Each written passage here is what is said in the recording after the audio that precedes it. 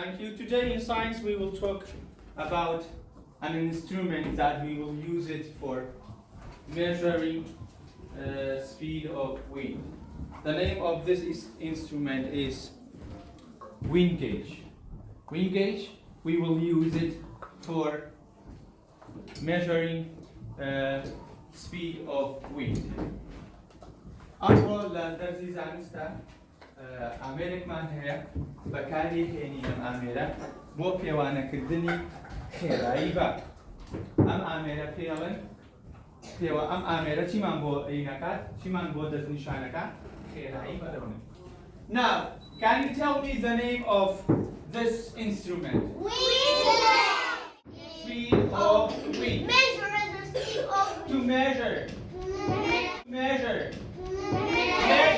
speed of wind. wind. What? Measure speed of wind. So, to measure the speed of wind, we will use what? Wind? Wind gauge. We will use what? Wind gauge. Well done. Measure the speed of wind.